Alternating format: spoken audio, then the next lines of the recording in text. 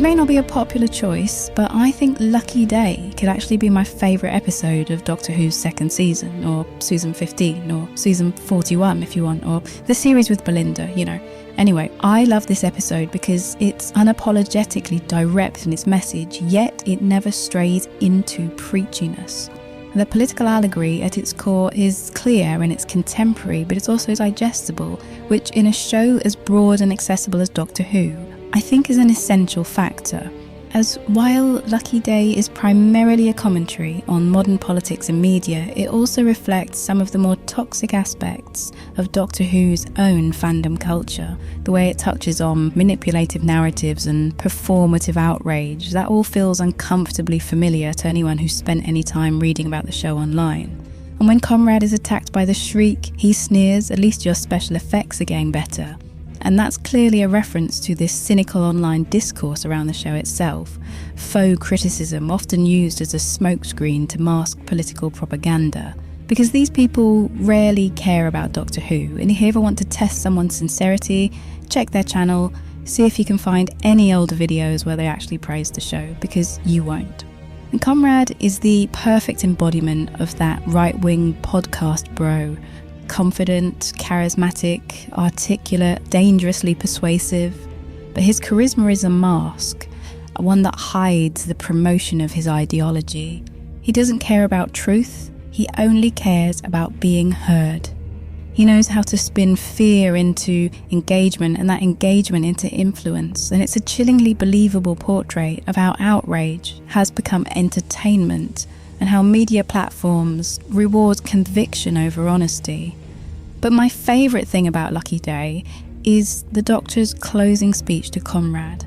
I think this deserves far more recognition than it gets, and hot take, I think it hits harder than Capaldi's much-loved war speech from the Zygon inversion.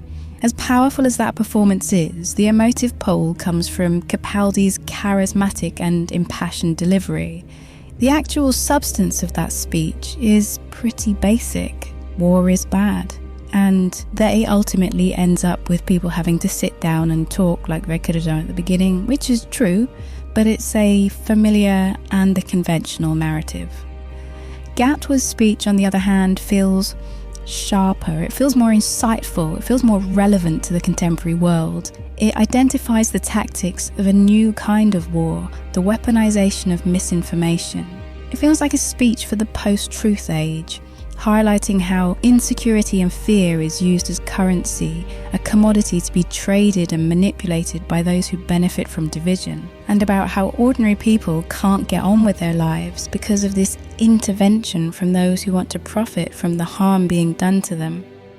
Comrade looks the Doctor in the eye and says, "I don't accept your reality." And this shows us that in his mind, reality and truth no longer mean objective things. They're subjective tools that can be shaped and distorted to manipulate others. And when he tells the Doctor to get off my world and return him to his prison, it's even more revealing, because even in confinement, he claims ownership and control. His rhetoric here mirrors that of nationalism and isolationism, the idea that the world, or even a country, can be owned by those who shout loudest about protecting it. It's a powerful metaphor for modern tribalism, the take-back control mentality, the rhetoric of borders and of us and them.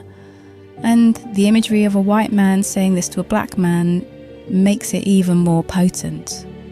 This, for me, is exactly what Doctor Who should be. Bold in its allegory and political without being didactic. I think Lucky Day really shows the series at its political best. Sharp and relevant, yet accessible and unafraid to say something meaningful. And that, for me, is when media like Doctor Who really matters.